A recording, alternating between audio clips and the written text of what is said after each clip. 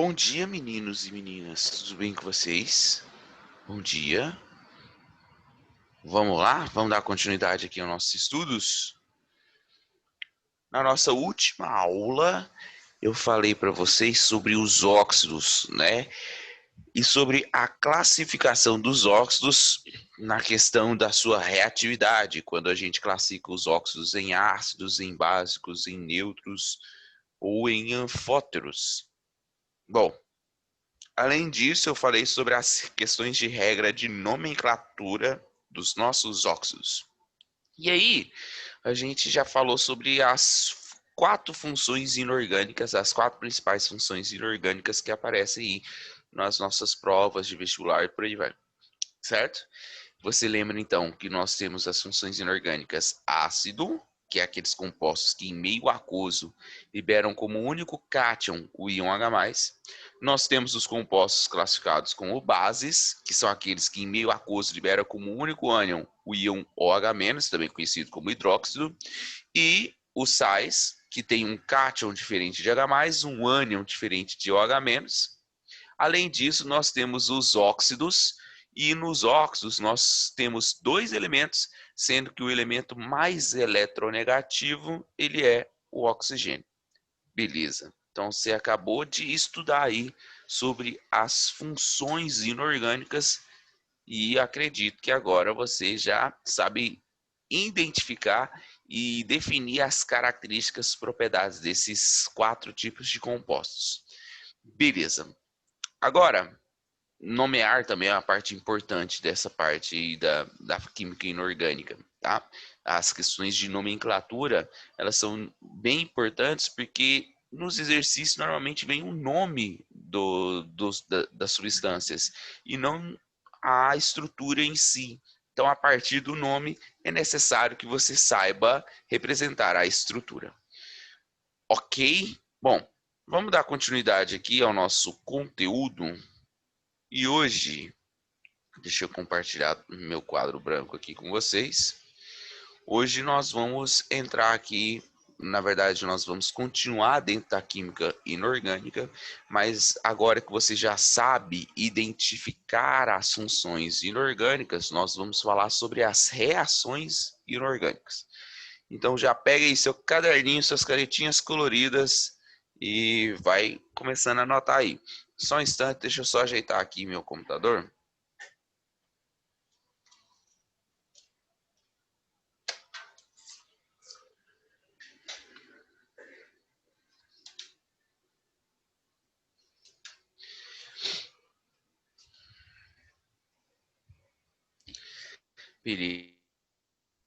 Galera, qualquer dúvida, pode aí mandar no bate-papo aí, que eu tô com o bate-papo aberto aqui.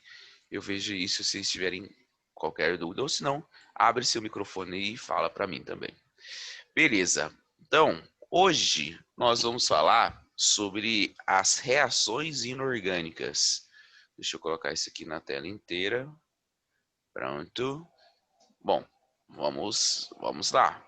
Então, começando aqui, ó, reações inorgânicas.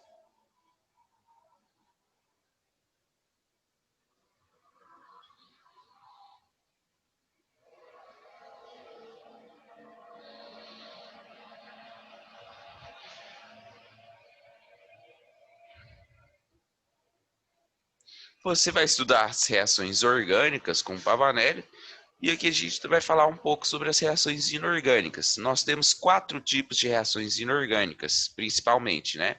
Primeiro, as reações de adição.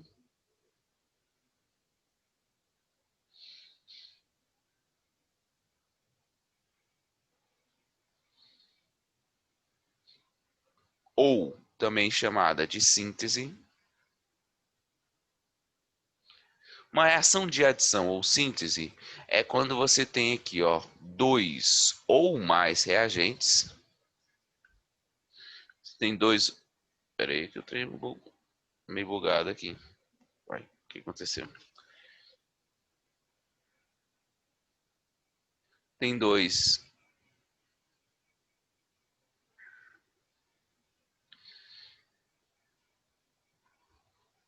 Olha, que é isso?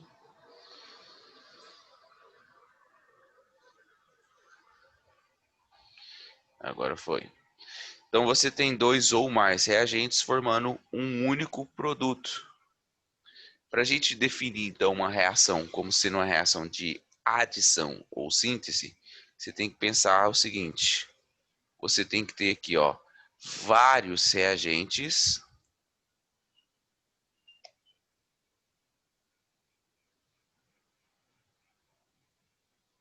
e você tem que ter aqui a formação de um único produto.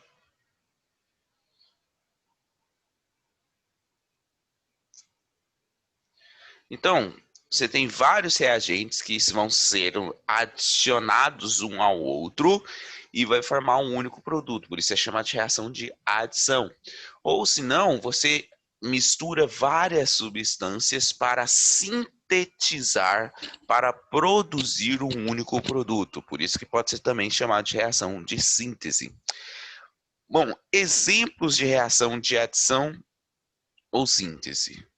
Na verdade, as reações de óxidos com água, elas são reações de adição ou síntese bem comuns, né? Quando você tem, por exemplo, aqui, ó, um óxido ácido, tipo CO2. O CO2, ele é um óxido ácido. Lembre-se que os óxidos ácidos são aqueles que estão localizados mais à direita, parte superior da tabela periódica.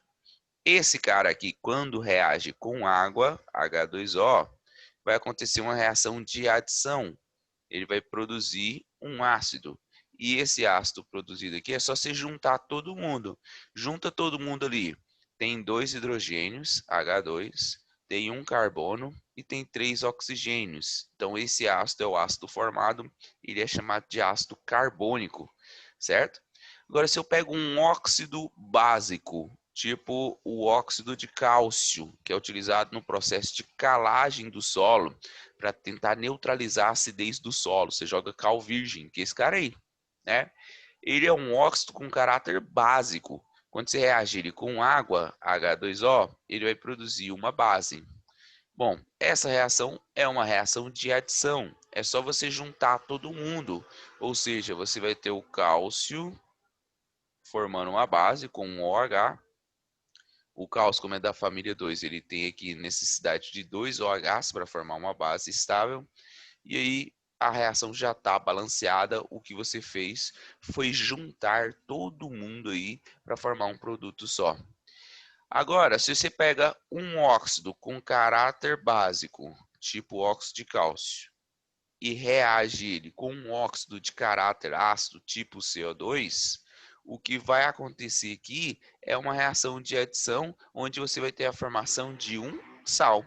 Óxido ácido mais óxido básico, você teve a formação de sal, e no caso aqui o sal formado é o CaCO3, ou seja, o carbonato de cálcio, que é sólido aqui nas condições ambientes. Bom, todas essas reações que eu coloquei, todas essas três, são reações classificadas como sendo reações de adição, porque você teve vários reagentes que formaram um único produto. Ótimo. Agora, o segundo tipo de reação é o contrário da reação de adição, né? Se na reação de adição você tem vários reagentes formando um único produto, nas reações classificadas como sendo de decomposição, reações de decomposição ou análise, você vai pensar no contrário.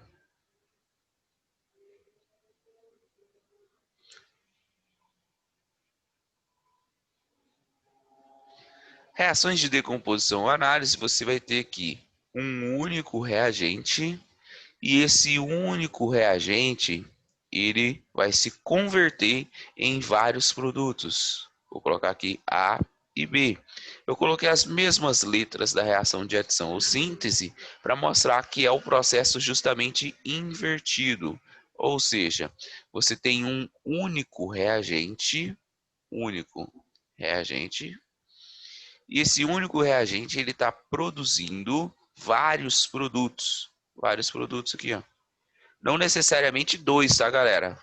Pode ser vários produtos diferentes. Essas reações de decomposição ou análise, elas estão aqui dentro da química inorgânica, mas elas também fazem parte da química orgânica, né? Quando você tem ali a morte de um ser vivo, um animal, uma planta, um ser humano, né? Esse animal, ser vivo, ele é formado ali por proteínas, carboidratos, lipídios, que são moléculas muito grandes, muito complexas. Os micro-organismos, eles são responsáveis, então, depois da morte, a defesa do corpo para de funcionar, e aí esses micro-organismos começam a atuar sobre essas moléculas e quebram elas em moléculas menores. Então, você tem uma molécula grande de proteína e vai ser quebrada em várias moléculas menores de aminoácidos e por aí vai, para que você tenha ali o reaproveitamento desse nutriente pelo meio ambiente.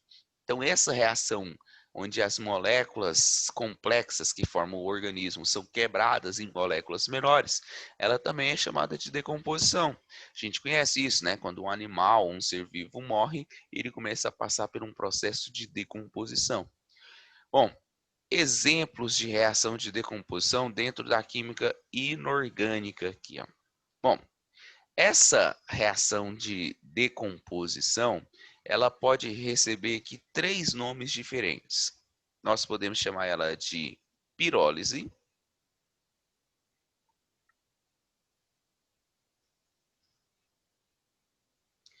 e a pirólise é quando a decomposição é causada pelo aquecimento, ou seja, pelo calor. Você tem lá uma molécula e aí você começa a esquentar ela para que haja então a decomposição em compostos menores. Tipo, isso acontece com bicarbonato de sódio, NaHCO3. O bicarbonato de sódio, ele é um sólido, mas quando você efetua um aquecimento bem enérgico sobre ele, você vai ter a formação de Na2CO3, que é o carbonato de sódio, que é sólido também. Além disso, você tem a formação de água, H2O, que eu vou colocar aqui estado líquido. E além disso, você tem a formação de CO2 no estado gasoso. Para essa reação ficar balanceada, eu tenho que colocar um 2 aqui na frente, ó. 2Na, 2Na. 2 carbonos, 1 mais 1, 2 carbonos. 6 oxigênios, 3 mais 1, 4 mais 2, 6 oxigênios. A reação ficou balanceada. Essa reação aqui é a que acontece na utilização de um fermento químico, né? Não sei se alguém aí já utilizou um fermento químico para fazer um bolo, para fazer um pão, por exemplo, né? O fermento químico, ele tem lá na sua composição principalmente o bicarbonato de sódio. Esse bicarbonato de sódio, quando ele é colocado no forno, aquecido a altas temperaturas, ele se converte em carbonato de sódio, água e CO2. O CO2 ele é gasoso, então como você tem a formação de um gás dentro da massa, a massa ela vai se expandindo, ela vai aumentando de tamanho.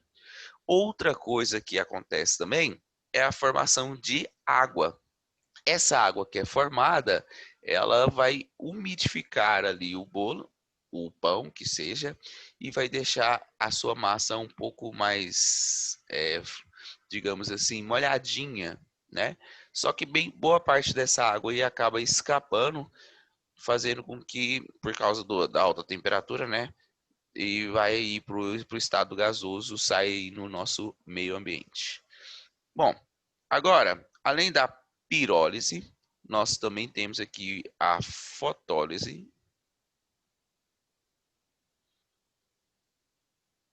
Fotólise, eu vou colocar aqui um lambda para indicar que ela está acontecendo. Gente, só uma coisa, ó. Pirólise, né? O prefixo piro aí, ele faz referência a fogo, né? Toda palavra que você vê no início dela escrito piro, você vai relembrar de fogo, de aquecimento. Por exemplo, se eu falo assim, um pirotecnista. Pirotecnista é uma pessoa, um técnico que mexe ali com objetos, com fogos de artifício e por aí vai, né? O pirolito, o pirolito, acho que não, hein? Acho que essa aí não veio foi uma boa comparação. Um pirolito, essa aí não. Mas um pirotecnista, uma pira olímpica, a pira olímpica é a tocha olímpica, né? Deixa eu pensar outras coisas que são formadas aqui por piro. Não lembro aqui de cor, mas normalmente o piro está relacionado com aquecimento, tá? O pirolito, não. O pirolito acho que não faz sentido. Mas, então, quando a gente tem aí uma fotólise, o que que foto te lembra? Foto, né? Foto aí vem de fotografia, vem de fóton, né? Palavras que começam com foto. Luz, isso mesmo. Foto está relacionado com luz, ele está relacionado com fóton, né? Aquilo que a gente viu lá no modelo atômico de Bohr. Então a fotólise ela vai ser causada pela luz, normalmente a luz ultravioleta, porque é uma luz que carrega mais energia dentro de si. Um exemplo de reação de fotólise é o que acontece com a água oxigenada, né? Água oxigenada. Alguém já utilizou água oxigenada aí? A água oxigenada normalmente é utilizada quando você vai fazer o descoloramento dos seus pelos, né? Normalmente da cabeça, do cabelo à cabeça. Tá, vocês entenderam. Agora, é, essa água oxigenada, não sei se você já percebeu, mas quando você vai lá na farmácia comprar ela tem lá 10 volumes, 20 volumes, 30 volumes.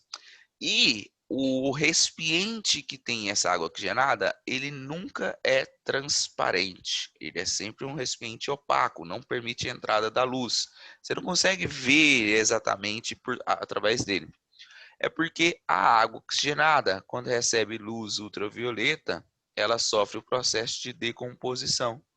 Então você vai ter formação aqui de água, H2O, normal, e a liberação de gás oxigênio. Esse gás oxigênio aqui, ó, que é liberado pela água oxigenada, é um oxidante forte, por isso ele provoca oxidação, normalmente onde você coloca ele.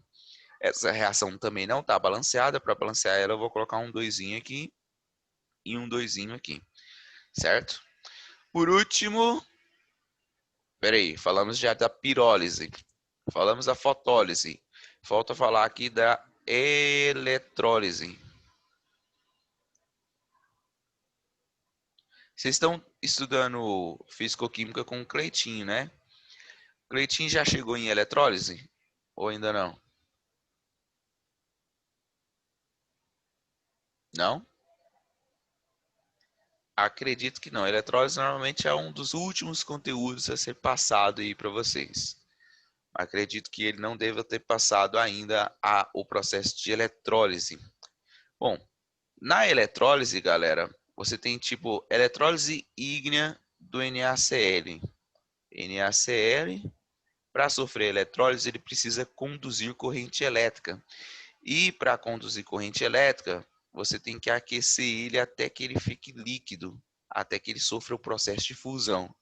Quando você passa corrente elétrica aqui, o que acontece é que os dois materiais que formam esse sal, eles vão virar substâncias simples. Eles vão virar aqui o Na com carga zero sólido, que é conhecido como sódio metálico. Além disso, você vai ter a formação da substância simples de cloro. Substância simples de cloro é o Cl2 gasoso, né? Porque o cloro não existe a substância Cl, só existe a substância Cl2, já que ele faz ali uma ligação covalente simples e forma um composto diatômico. Bom, também tem que balancear essa bodeguinha aqui. Eu posso colocar um 2 aqui e um 2 aqui, que a reação fica balanceada. Então, eletrólise, peraí, pirólise é aquecida, né? É provocada pelo aquecimento. Fotólise é provocada pelo fóton. Eletrólise é provocada por quem? Fazer igual o Pavanelli. Pavanelli toda hora ele faz assim nos vídeos. A eletrólise é provocada por corrente elétrica. Isso mesmo, Caio. Então, quando você tem um fluxo de elétrons, você provoca essa reação aí de eletrólise. Bom, reação de adição e síntese, reação de decomposição, análise, bem simples, né? Não tem muito segredo. Tem vários reagentes, um único produto, adição ou síntese. Tem um reagente e vários produtos, decomposição ou análise. Aqui eu coloquei vários exemplos de reação de decomposição ou análise, mas os vestibulares não cobram que você saibam essas reações aí de cor, que você consiga montar essas reações de cor, tá? Normalmente essas reações são dadas no exercício para que você, então, consiga apenas classificá-las. Bom, agora, o próximo tipo de reação, a gente já vai ter que aprender como montá-la, que são as reações. Reações de simples troca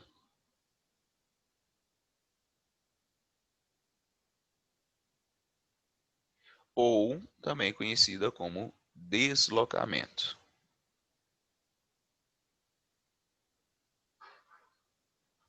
Uma reação de simples troca ou deslocamento, ela acontece da seguinte maneira.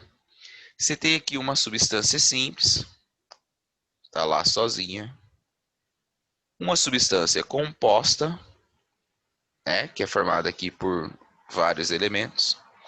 E aí, a substância simples, ela desloca, ela faz uma simples troca com um dos elementos que forma a substância composta. De tal forma que você vai formar aqui uma nova substância composta e uma nova substância simples. Então, o que é uma reação de simples troca? É quando você tem aqui uma substância simples reagindo com uma substância composta,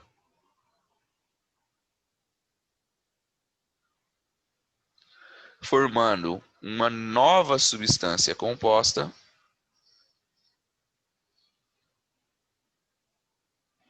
e uma nova substância simples.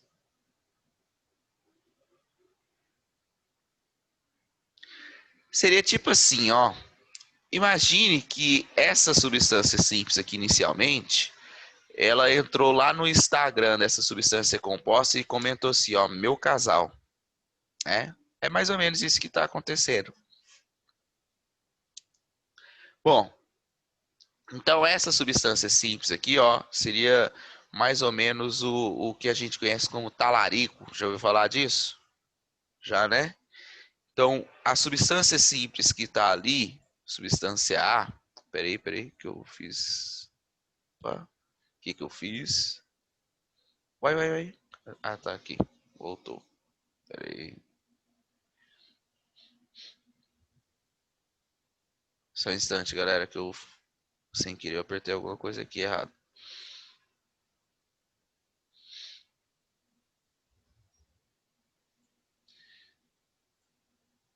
Porque tava na tela inteira. Agora sim. Então, o que está acontecendo aqui, ó? Esse cara aqui, que é a nossa substância simples, ele é aquele que vai provocar a separação do nosso casal. Você tem lá um casalzinho aqui de boas, vivendo feliz, alegre, tranquilo, né? E aí vem aqui uma substância simples, um elemento que está sozinho. Só que esse elemento aqui, ele é mais reativo do que o seu concorrente no casal. Como ele é mais reativo do que o seu concorrente no casal aqui, ele retira o seu concorrente e forma-se um novo casal, uma nova substância. Para a gente saber se essa reação de simples troca vai acontecer ou não, você tem que pensar no seguinte, você tem que pensar na reatividade.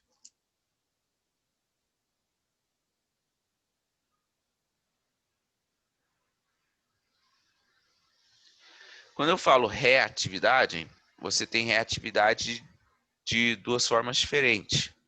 Quando você olha na tabela periódica, né, vamos imaginar aqui uma tabelinha periódica.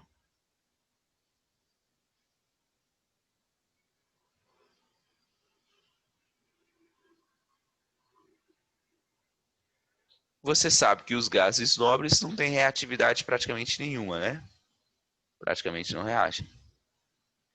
A reatividade na tabela periódica, ela cresce para as extremidades. Ela cresce para baixo e para a esquerda, no caso dos metais, e ela cresce para a direita e para cima, no caso dos ametais.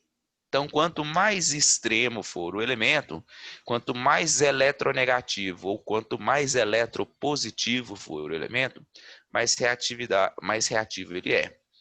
Quando a gente fala aqui dos metais,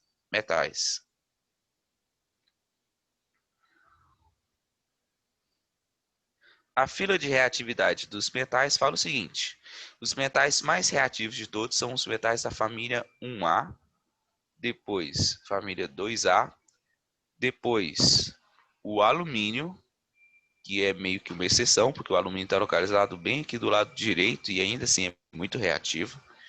Depois a gente vai colocar aqui outros metais.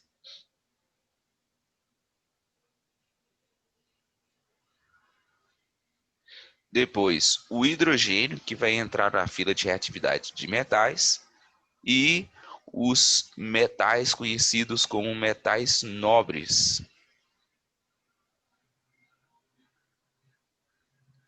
E quando eu falo da fila de reatividade dos ametais, é só você lembrar da escala de eletronegatividade.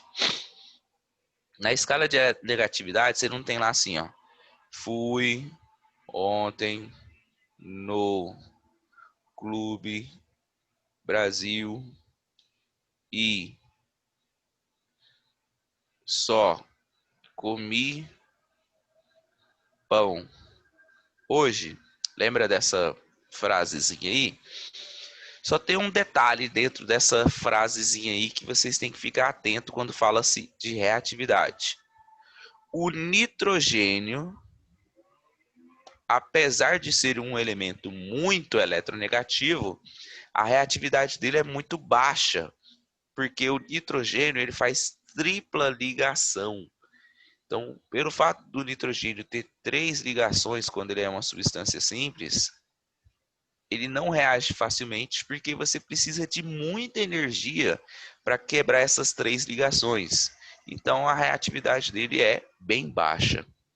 Agora, outra coisa que você tem que ficar atenta é em relação ao hidrogênio. O hidrogênio ele não vai reagir aqui com os ametais. Ele vai reagir no lugar aqui dos metais, ok? Bom, vou baixando a folha aqui. Se você quiser que eu pegue lá a parte lá de cima, você me avisa aí nos comentários. Se você não tiver terminado de copiar ainda, ou se quiser tirar um print, eu volto lá mais para frente. Você vai me avisando aí, né? Bom, vamos pegar aqui alguns exemplos de reações de simples troca para você conseguir compreender melhor. Vamos pensar aqui, ó. O zinco. O zinco é o metal, forma sólida. Digamos que eu coloque ele para reagir com um ácido clorídrico, HCl. Esse HCl aqui, ele está na fase aquosa. Se você coloca o zinco para reagir com um ácido clorídrico, primeira coisa que você tem que fazer é a análise aqui, ó. O zinco ele é um metal. Os metais, eles têm a tendência a ter um caráter positivo, enquanto que os ametais têm a tendência a formar um caráter negativo. Se o zinco é metal e ele tem a tendência a se tornar positivo, ele vai substituir quem aqui? Ele vai substituir o hidrogênio, que está com carga positiva, ou o cloro, que está com carga negativa.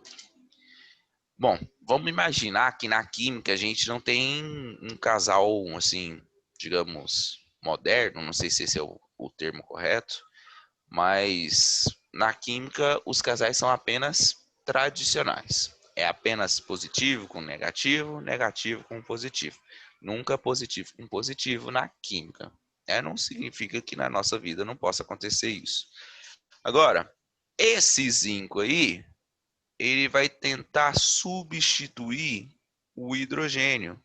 Porque o zinco sendo um metal, apesar dele estar aqui com carga zero, ele tem uma tendência de perder elétrons e se tornar um átomo positivo. Esse zinco consegue substituir o hidrogênio? E aí, vamos analisar onde está o zinco na nossa fila de reatividade? Deixa eu arrumar esse 2 aqui que ficou feio. Vamos analisar onde está o zinco na fila de reatividade. Família 1A, o zinco não está lá. Família 1A é lítio, sódio, potássio, rubídio, césio e frâncio. Família 2A também não. Família 2A é berílio, magnésio, cálcio, estrôncio, bário e rádio. Bom, o alumínio não é o zinco. Outros metais ou metais nobres? O zinco ele é um metal nobre ou ele está ali dentro do que a gente chamou de outros metais? Para saber isso é só você analisar quem é metal nobre. Quem são os metais nobres, né? Dentro aqui dos metais que são classificados como nobres, nós vamos colocar apenas 5 metais. Esses 5 metais são os metais que estão mais do lado direito aqui na tabela periódica. Eles são o cobre. O cobre é um metal nobre, né? Ele reage muito pouco.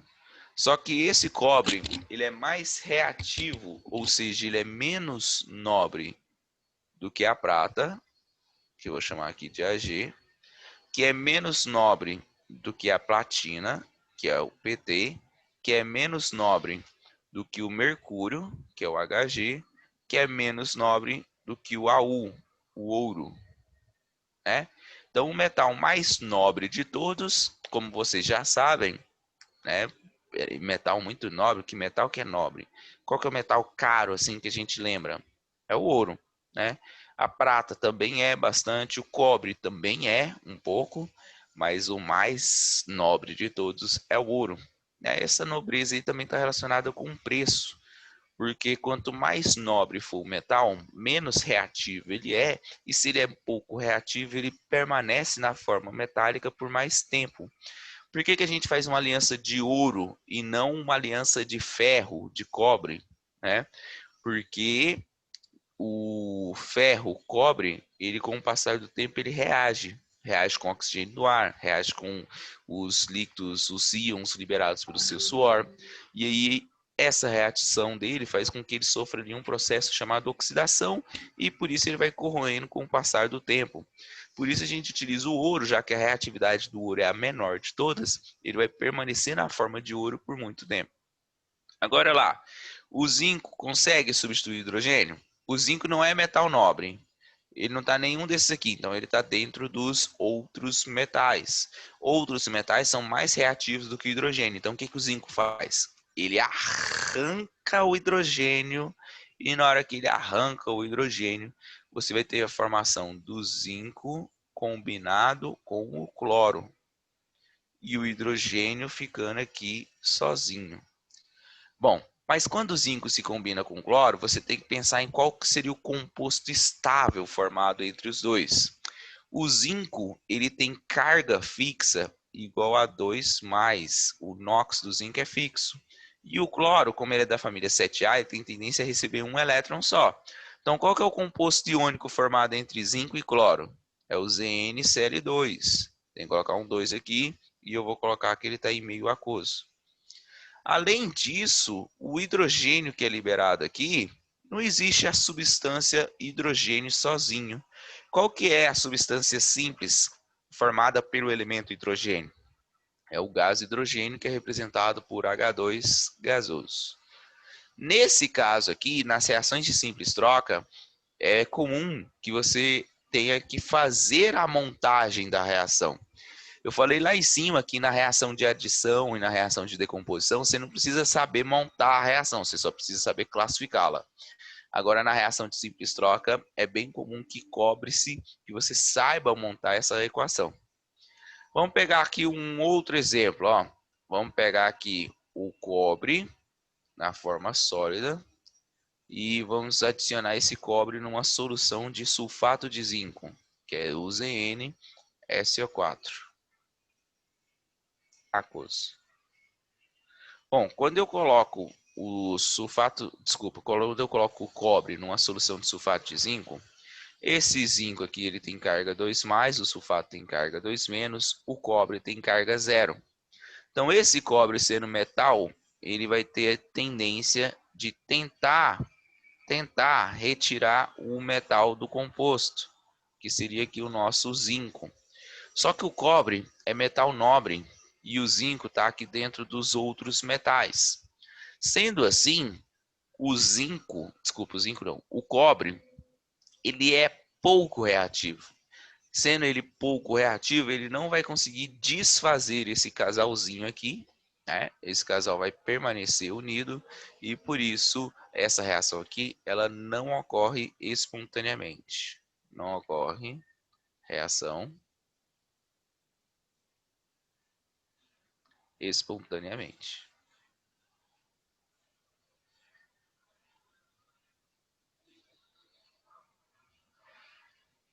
Essas reações aqui, que são classificadas como simples troca, elas também são sempre reações de oxirredução, tá? Se você reparar bem aqui, ó, o que está acontecendo com o nosso metal zinco? Ele está passando de uma carga 0 para uma carga +2, ele está oxidando. Ao mesmo tempo que ele está oxidando, o hidrogênio que está com carga positiva aqui está sofrendo um processo de redução. A reatividade dos metais, ela está relacionada com o seu potencial de oxidação.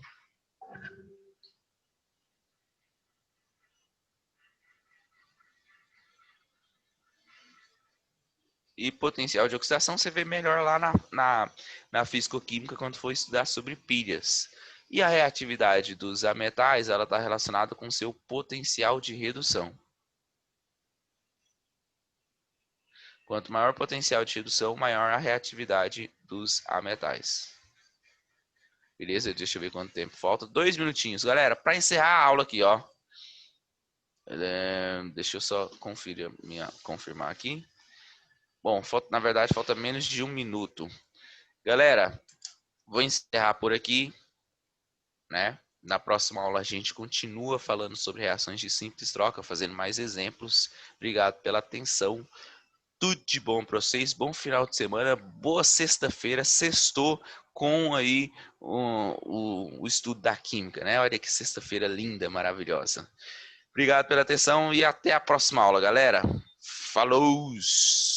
Falou, falou, falou.